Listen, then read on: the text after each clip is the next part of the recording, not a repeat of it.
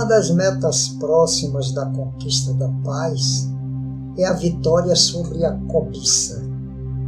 Embora essa cobiça tenha disfarces variados e nomenclatura diversa.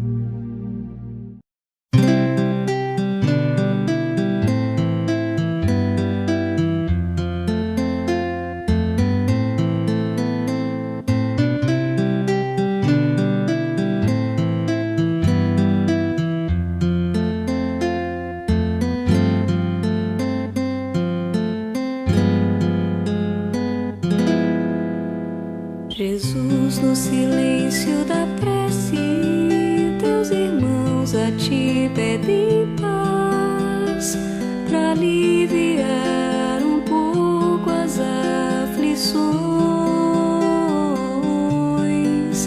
Senhor, enxugai nosso pranto, precisamos do teu amor e sentir tua presença envolver nossos corações. Por isso vem, Jesus.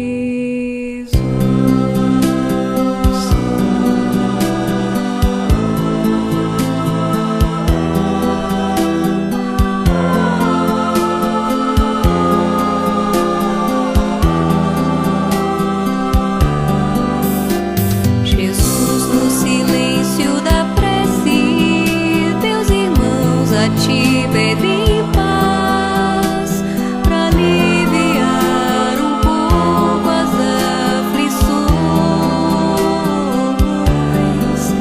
Senhor, enxugai nosso pranto, precisamos do teu amor e sentir tua presença envolver nossos corações.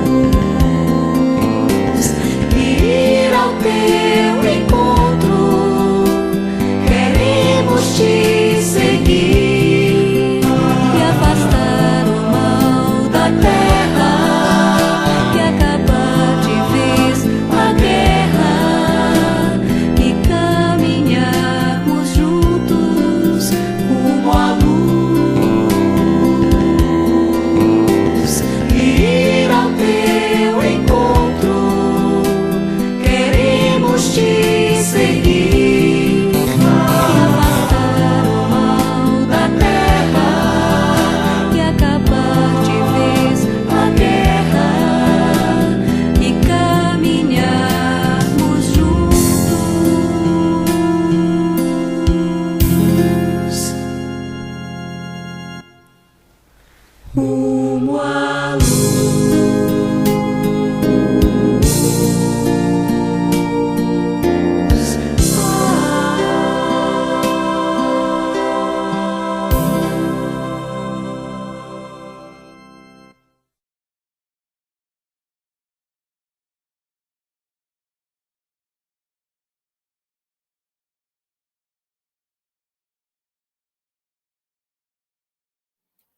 Queridos amigos, companheiros de ideal, voltamos à nossa busca do sagrado, hoje trazendo como tema a figura de Jesus. Uma figura seguramente relevante para a história da humanidade, principalmente na cultura ocidental, em que pese a sua origem ser oriental. Em certo sentido, é lá que se localiza a Palestina. Como poderíamos caracterizá-lo? Criativo, sábio, incomum, capaz de com uma comunicação fértil e delicada com massas e com pessoas cultas, desafiador dos costumes da época, uma espécie de taumaturgo que confunde a ciência e o saber de outrora, uma criança que é capaz de falar com os doutores da lei, capaz de confundir saduceus, um ramo ou uma seita existente na época, e que acolhe todas as criaturas, né, nos seus apelos, nos seus contatos, nas suas vivências. É uma espécie de divisor de águas na história da humanidade, sabemos hoje, como muitos caracterizaram o próprio fenômeno histórico, ao antes e o depois dele. Tudo na sua vida parece uma espécie de contradição. Quando nós aprofundamos nossa reflexão, verificaremos que ela tem um fio de condução, um contínuo que está além da percepção usual, que é trivial, cotidiana e humana. Ele, por exemplo, parece estar dizendo para o mundo que ele não é deste mundo e, ao mesmo tempo, se transforma numa espécie de senhor da história, senhor do mundo, senhor da própria dinâmica evolutiva da civilização. Falando sobre a sua vida, e ele espraia a vida por todos os cantos, é capaz de dizer de si mesmo algo que confunde as pessoas, que ele é o Messias, que ele é o bom pastor, que ele, em suma, é o enviado de Deus. E, no entanto, se submete às regras do Império Romano, às contingências julgadoras do Sinédrio, e persiste de tal maneira aparentemente submisso àquelas criaturas que não aparenta aquilo que ele realmente é, enquanto o ser capaz de expressar a vontade divina, o poder divino nas estruturas humanas. Começa pelo anonimato, portanto, não tem nenhum apoio de príncipes, de figuras proeminentes, simplesmente vai pelos caminhos ínvios, às vezes ásperos, desataviados, de cercanias de cidades pequenas, para progressivamente agregar entre os seus pares, em termos de acompanhantes, figuras pouco significativas e outras tantas que se aproximam, curiosas, porque ele era capaz de falar às massas de uma forma tão peculiar, como diziam alguns, nunca vi alguém falar com tamanha autoridade. Seus silêncios, muitas vezes, se tornam eloquentes, mais altissonantes mesmo do que algumas das suas palavras. E ele o faz com primazia, com prioridade, naquelas circunstâncias em que a verdade não vai ser compreendida. Assim, acontece na presença do procurador romano, a maior autoridade romana na região, Pôncio Pilatos, ao lhe indagar o que era a verdade. E ele simplesmente silencia. Mas suas palavras também têm um dom especial de ser consolação, de ser esperança, de ser entusiasmo e alegria de viver, de ser possibilidades realizadoras de cada criatura, chegando a dizer que nós somos capazes de sermos perfeitos, como é perfeito o Pai Celestial. Então, vejo vocês que não é fácil caracterizá-lo, não é fácil encontrar alguma referência que se equipare ao seu estágio de apresentação no mundo. É por isso que ele se faz a marca da evolução. Não criou nenhuma religião no seu tempo, não usou nenhum templo formal, não ditou ritos e normas, exceto a lição básica de todo seguidor que quisesse experienciar a vida em plenitude. Amar a Deus sobre todas as coisas, ao próximo como a si mesmo, incluir os inimigos nesta amorosidade.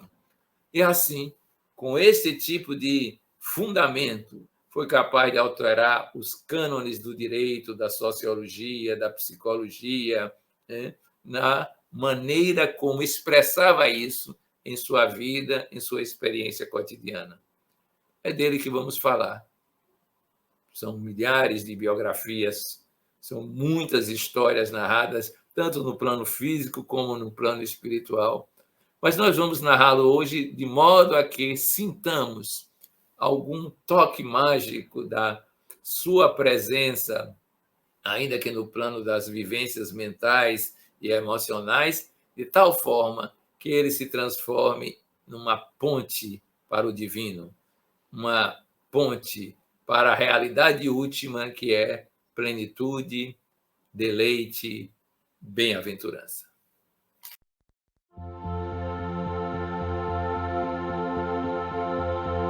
Nos primeiros dias do ano 30, antes de suas gloriosas manifestações, avistou-se Jesus com o Batista no deserto triste da Judéia, não muito longe das areias ardentes da Arábia.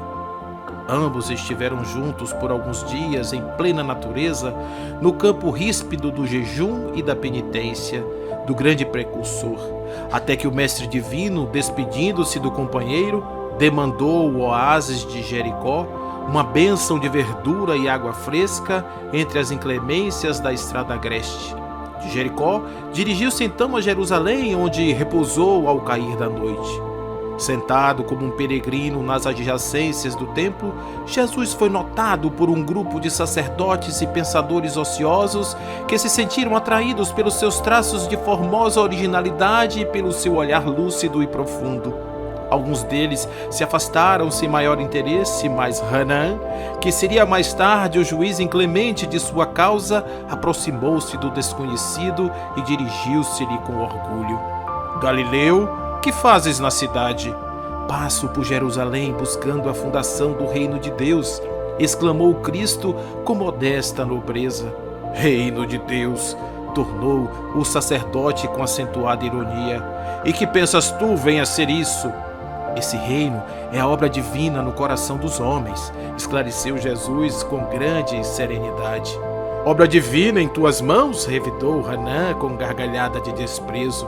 E continuando as suas observações irônicas, perguntou: com quem contas para levar avante essa difícil empresa? Quais são os teus seguidores e companheiros? Acaso terás conquistado o apoio de algum príncipe desconhecido e ilustre para auxiliar-te na execução de teus planos? Meus companheiros hão de chegar de todos os lugares, respondeu o mestre com humildade. Sim, observou Hanã, os ignorantes e os tolos estão em toda parte da terra. Certamente que este representará o material de tua edificação. Entretanto, propões-te realizar uma obra divina e já viste alguma estátua perfeita modelada em fragmentos de lama? Sacerdote, replicou-lhe Jesus com energia serena, nenhum mármore existe mais puro e mais formoso do que o do sentimento, e nenhum cinzel é superior ao da boa vontade sincera. Impressionado com a resposta firme e inteligente, o famoso juiz ainda interrogou: conheces Roma ou Atenas? Conheço o amor e a verdade, disse Jesus convictamente. Tens ciência dos códigos da corte provincial e das leis do templo?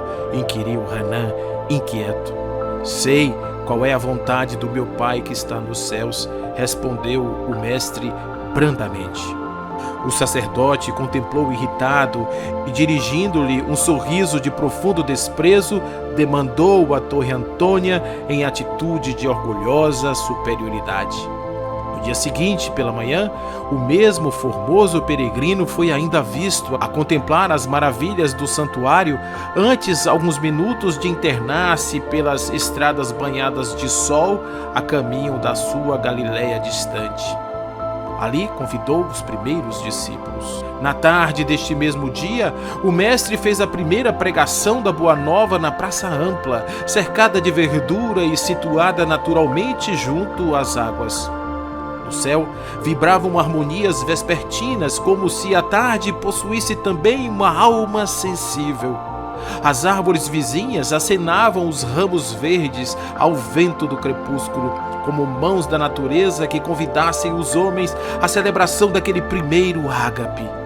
As aves ariscas pousavam de leve nas alcaparreiras mais próximas, como se também desejassem senti-lo, e na praia extensa se acontovelava a grande multidão de pescadores rústicos, de mulheres aflitas por continuadas flagelações, de crianças sujas e abandonadas, misturados publicanos, pecadores com homens analfabetos e simples, que haviam acorrido ansiosos por ouvi-lo. Jesus contemplou a multidão e enviou-lhe um sorriso de satisfação. Contrariamente às ironias de Renan, ele aproveitaria o sentimento como mármore precioso e a boa vontade como o cinzel divino. Os ignorantes do mundo, os fracos, os sofredores, os desalentados, os doentes e os pecadores seriam em sua mão o material de base para a sua construção eterna e sublime. Converteria toda a miséria e toda a dor num cântico de alegria e, tomado pelas inspirações sagradas de Deus, começou a falar da maravilhosa beleza do seu reino. Magnetizado pelo seu amor, o povo escutava num grande transporte de ventura.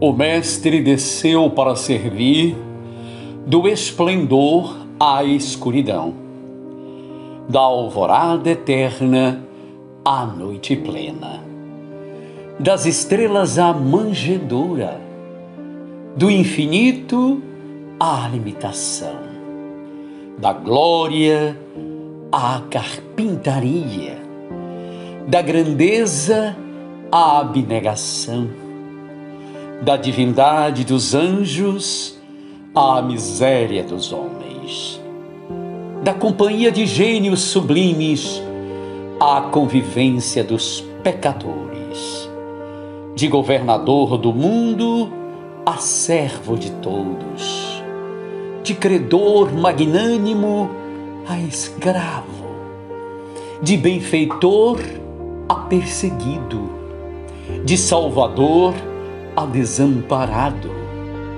de emissário do amor a vítima do ódio, de redentor dos séculos a prisioneiro das sombras, de celeste pastor a ovelha oprimida, de poderoso trono a cruz do martírio, do verbo santificante ao angustiado silêncio, de advogado das criaturas a réu sem defesa, dos braços dos amigos ao contato de ladrões, de doador da vida eterna a sentenciado no vale da morte.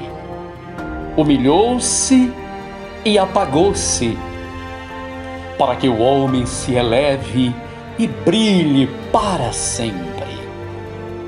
Ó Senhor, que não fizeste por nós, a fim de aprendermos o caminho da gloriosa ressurreição no reino.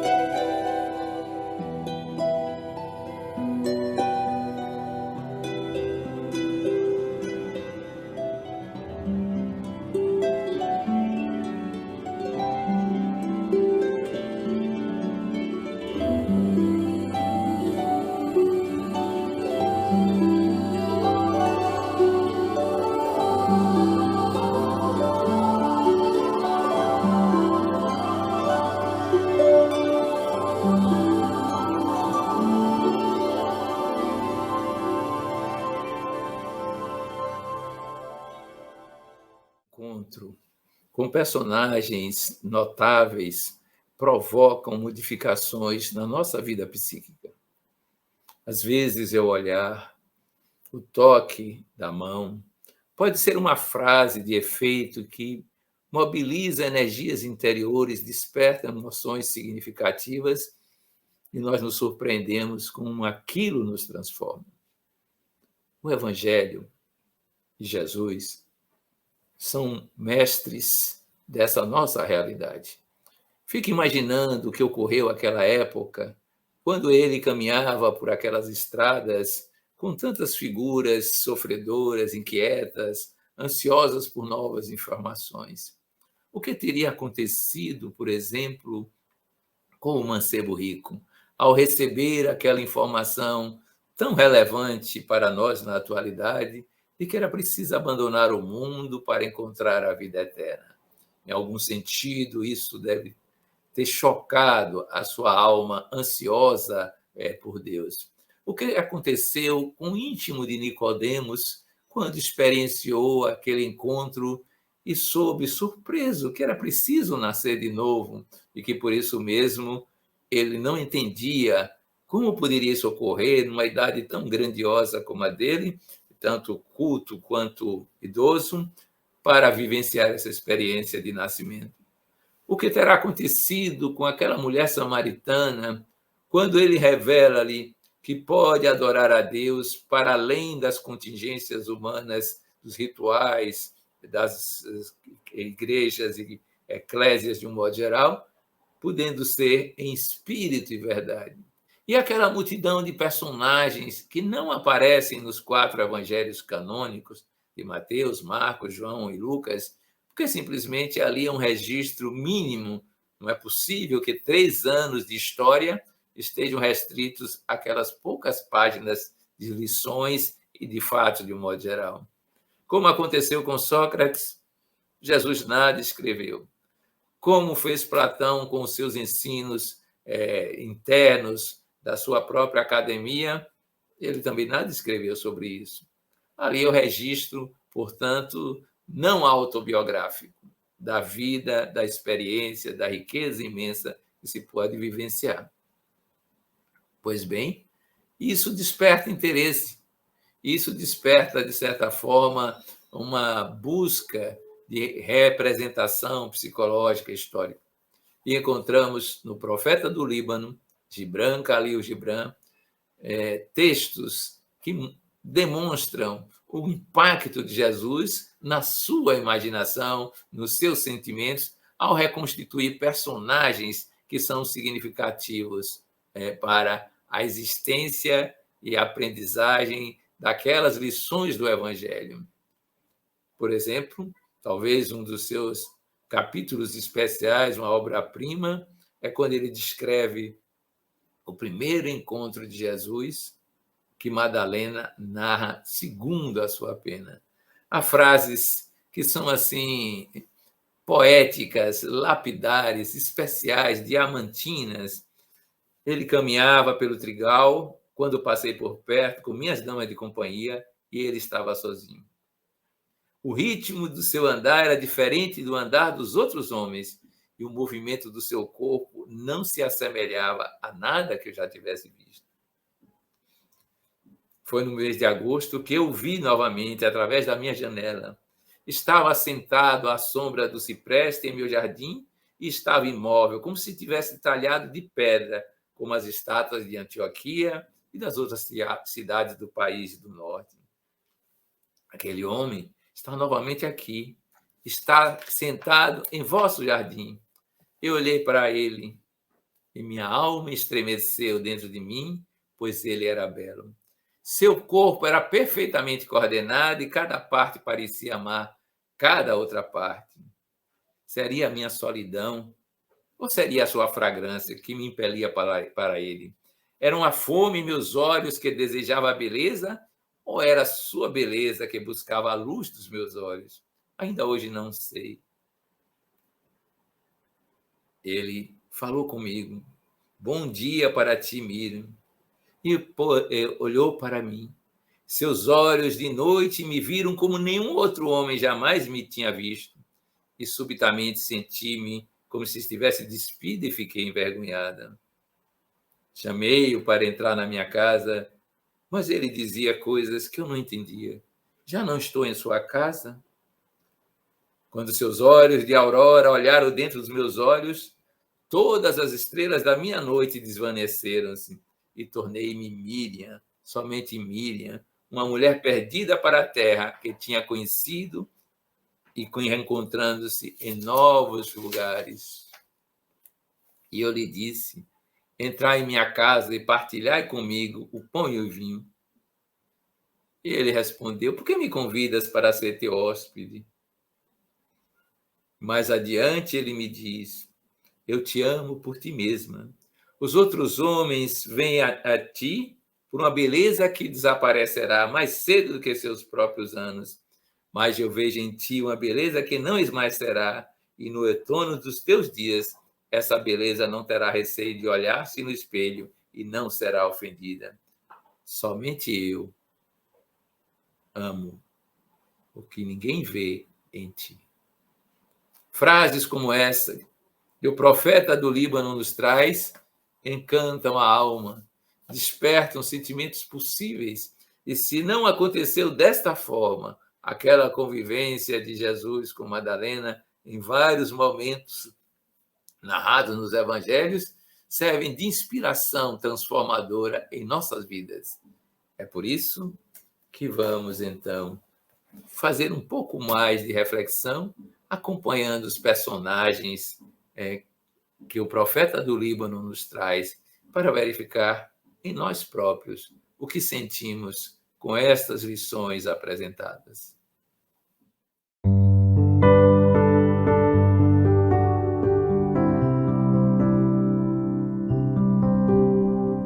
Que direi do seu modo de pregar?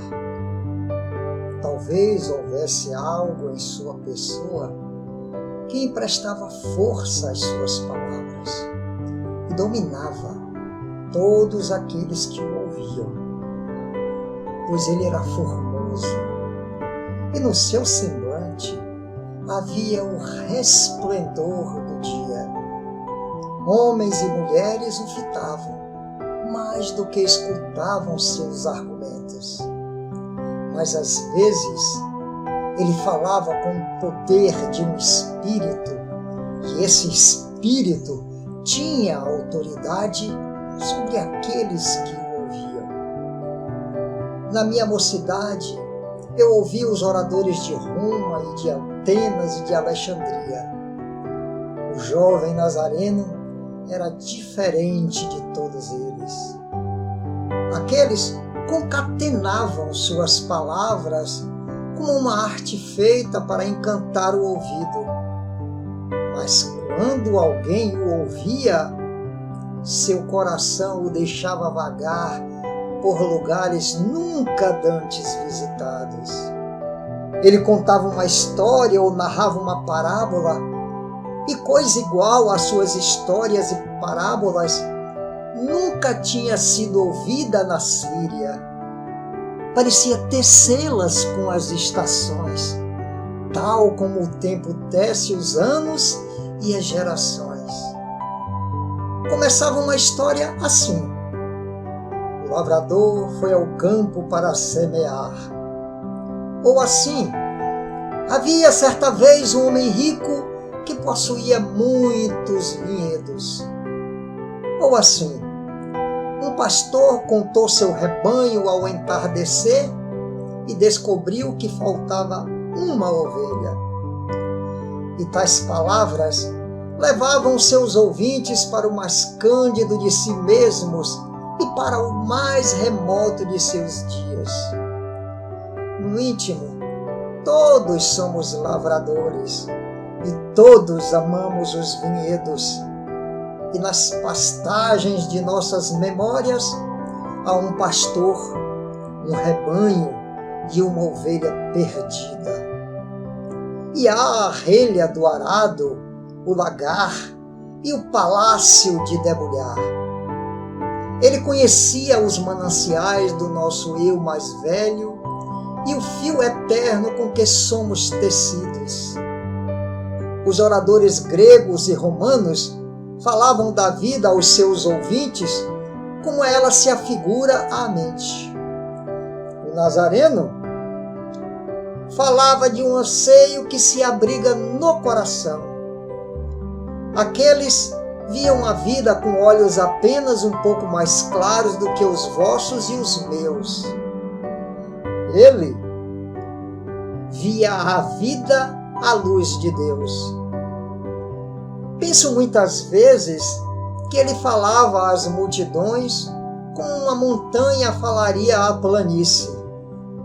E em sua fala havia um poder que falava aos oradores de Atenas e de Roma.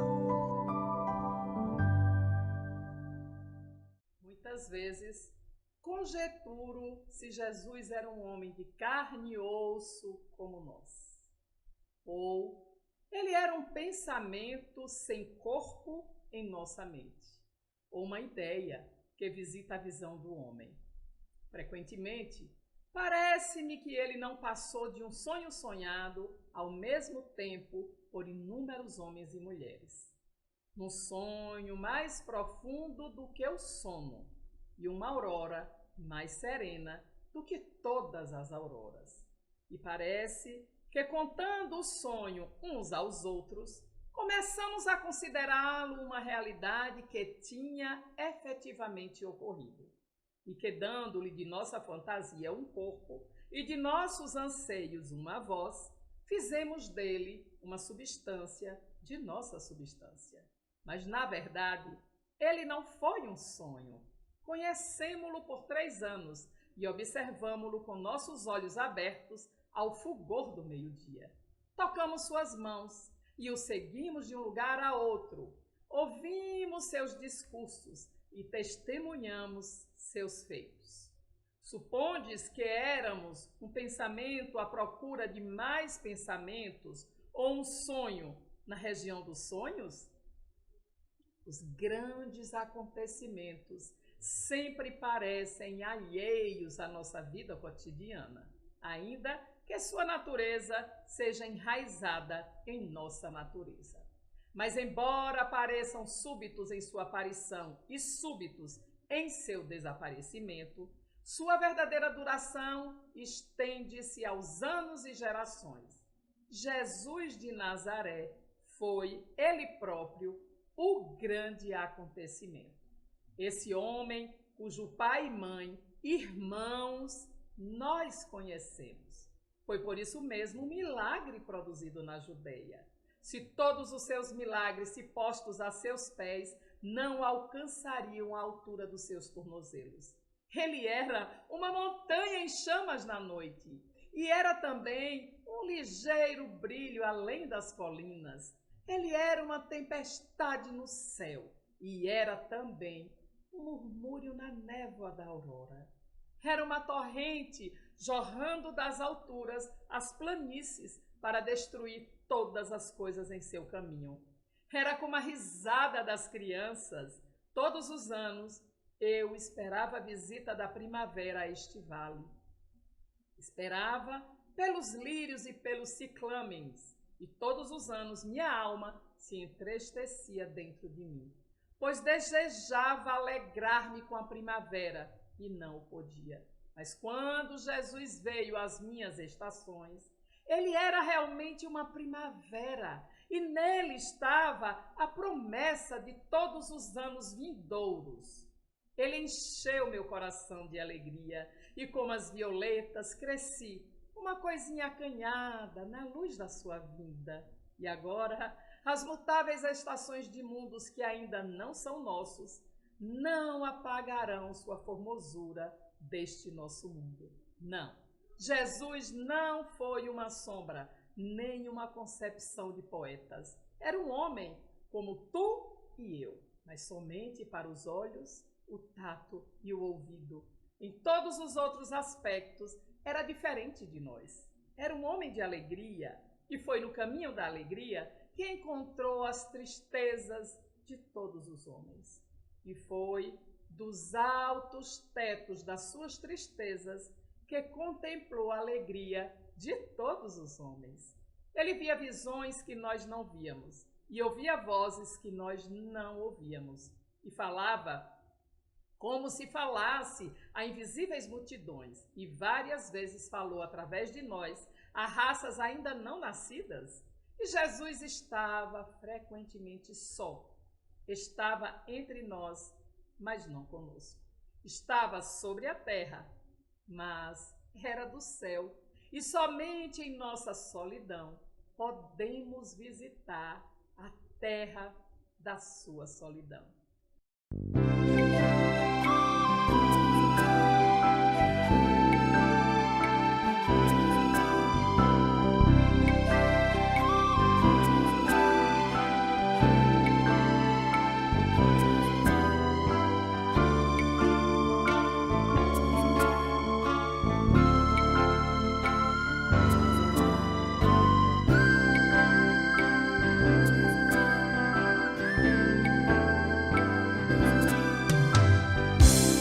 Conta que Jesus certo dia andara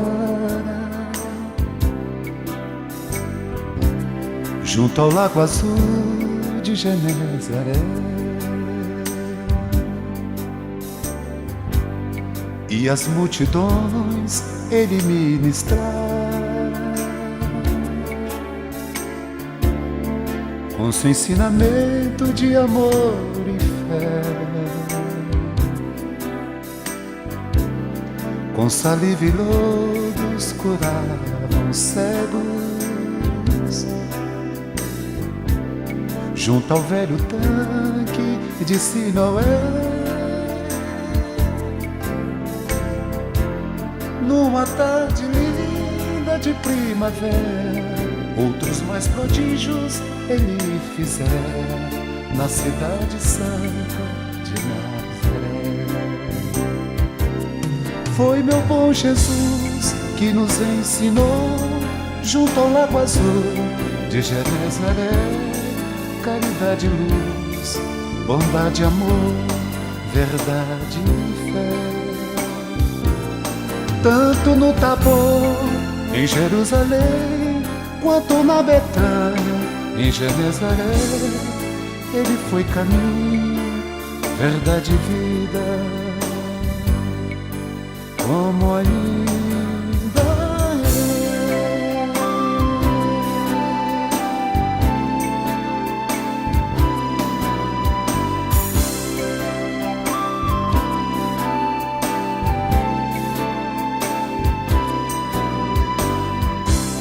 Com saliva e lodos curavam cegos, junto ao velho tanque de Siloé. Numa tarde linda de primavera, outros mais prodígios ele fizera na cidade santa de Nazaré. Foi meu bom Jesus que nos ensinou, junto ao lago azul de Genezaré, caridade e luz, bondade, amor, verdade e fé. Tanto no Tabor, em Jerusalém, quanto na Betânia, em Genezaré, ele foi caminho, verdade e vida, como ainda é.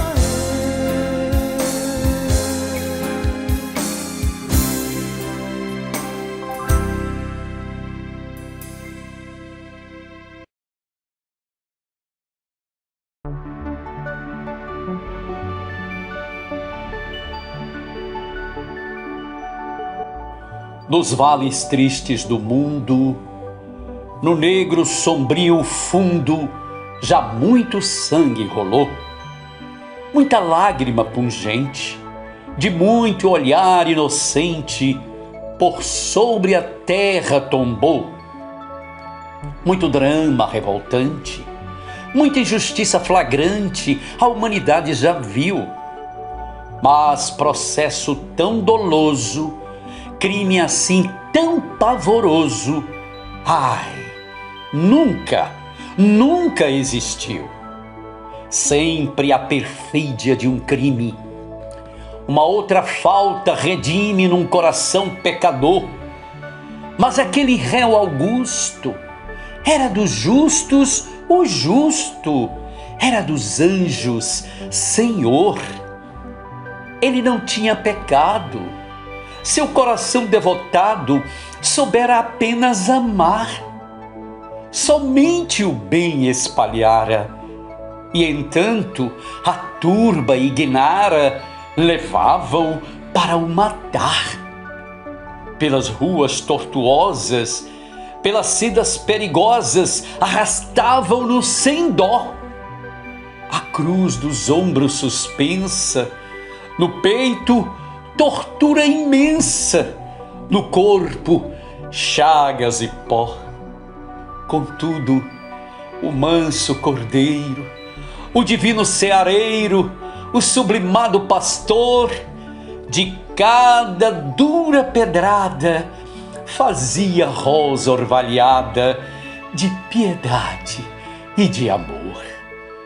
A criminosa ironia, qual lança aguçada e fria, cortava-lhe o coração. Ele, porém, transformava de cada blasfêmia a bava em complacência e perdão. Do testemunho cruento, chegando o duro momento, abandonado se viu. Somente a mãe cruciada, de poucos acompanhada, fiel, constante, o seguiu. Onde estava o Pedro amado? André, Tiago, isolado era de todos os seus, e sobre a face inocente ria a nobreza insolente, desciam punhos plebeus. Chegou por fim ao Calvário a sinistra caravana, tal como o amor, a loucura também aos homens irmana. De suas vestes despido, qual celerado bandido, foi o sublime Rabi. Mas quando ao poste pregado, foi no monte levantado, o mundo atraiu a si.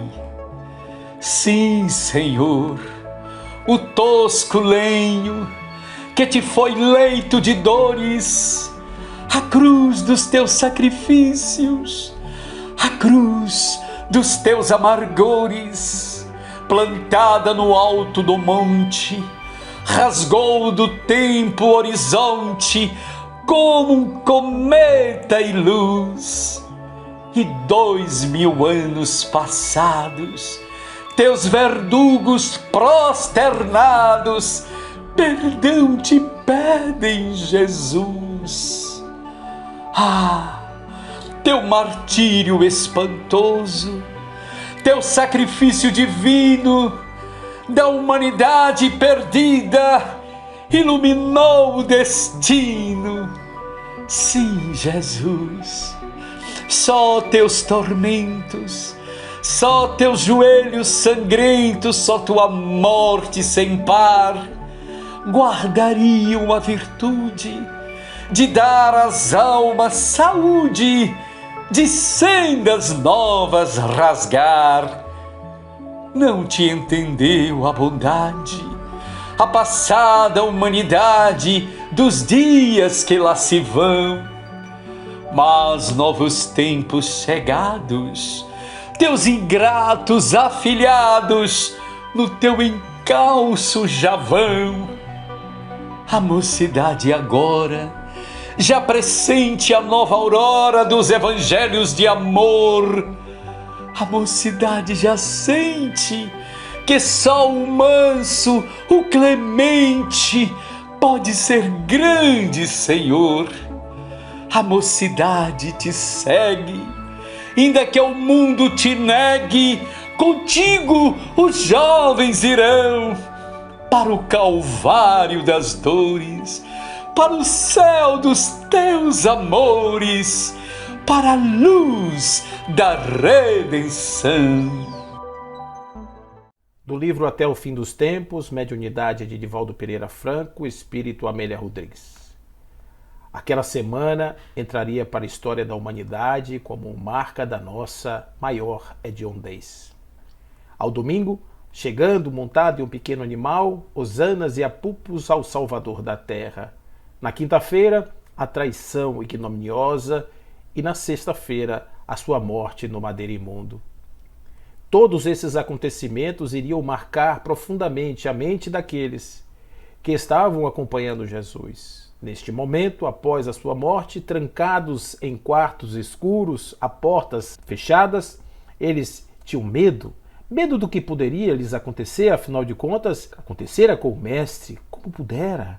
Como pudera aquele povo, diz Amélia, como pudera aquele povo transformar-se de um salto, a partir da entrada triunfal em Jerusalém até a sórdida alucinação no pretório que culminou na cruz? E como poderia aquele povo ter preferido Barrabás ao Mestre da Paz?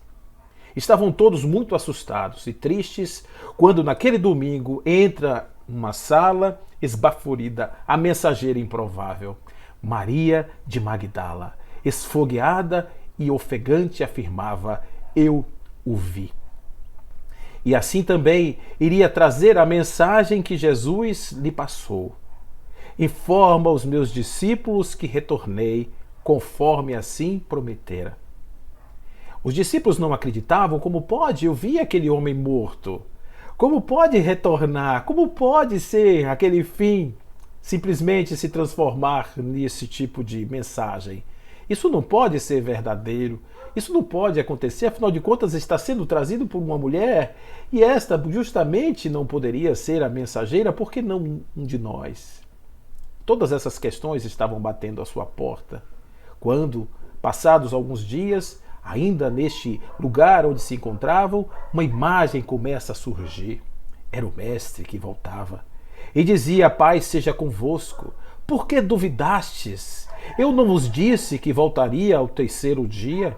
Exultai e porfiai pelos caminhos da esperança em uma boa nova sem fim. A partir daquele momento, Jesus desaparece da vista dos homens, não mais deixando o rastro da tristeza, mas sim da esperança. Tomé, que chega depois, não acredita. Não acredita e precisariam mais 8 dias para que ele fosse convidado a tocar as feridas daquele corpo aparentemente morto, agora vivo, para que ele pudesse também acreditar. E Tomé, tomado da esperança e também da surpresa, diz: eu agora creio, perdoai a minha incredulidade. Credes? Ele, o Mestre, ripostou suave: porque vistes? Bem-aventurado, porém, aquele que não viu e creu. Bem-aventurado aquele que escutou a mensagem sem necessariamente estar ao lado do Cristo.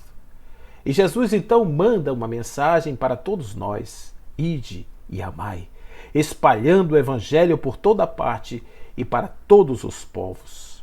Eu vos concedo a inspiração e o poder para submeter os demônios perturbadores, falardes outros idiomas, curardes os enfermos. As serpentes se vos submeterão, e qualquer substância letal que ingerirdes não vos fará mal. Nunca temais. Tendes os recursos para a transformação do mundo, iniciando-a em vossa modificação interior. Amai em qualquer circunstância, esse é o dever. Eu seguirei convosco e vos aguardarei por todo o sempre. Deste dia em diante, almas que ouviram a mensagem e anelaram suas existências aos conceitos trazidos pelo libertador das almas, renascem em todo canto, resplandecendo como estrelas no velário das noites dos tempos, atraindo milhares de pessoas para Jesus. Este renascer de Jesus nos corações dos homens, tal qual assim ele dizia do reino de Deus nascido no coração de toda a humanidade, agora é a nossa esperança. Jesus renasce em cada um de nós quando os nossos olhos vibram no amor. Jesus renasce em nossa existência quando a nossa alma está anelada aos princípios da fraternidade e da caridade. Embora ainda permaneçam na terra algumas sombras teimosas, Jesus continua nos aguardando até o fim dos tempos. E a mensagem da nossa querida amiga é: tende coragem, despertai e segui adiante ao seu encontro, ao encontro de Jesus, haja o que houver.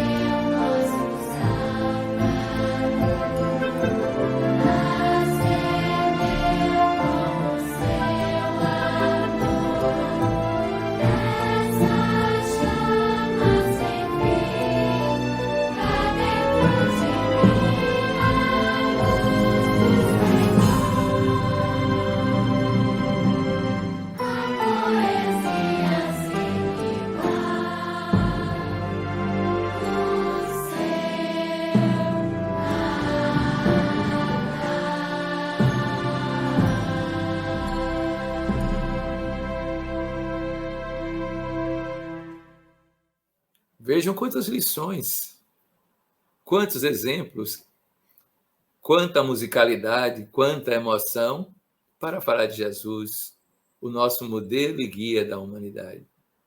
E ele nos aponta para um Deus que é também alegria, para boas novas que são motivos de alegria, alvízaras. O Evangelho é a notícia de que algo divino aconteceu no plano terrestre como jamais havia ocorrido. Que tal aproveitarmos a semana para cultivarmos a alegria do Evangelho? Que tal sentirmos em cada passo, em cada fala, em cada atitude nossa, aquele júbilo de quem se faz discípulo de boas notícias, que se faz seguidor de alguém que é o vencedor do mundo, trazendo o reino dos céus nas bandas da terra. Exercitemos Lembrando que Jesus é a alegria dos homens.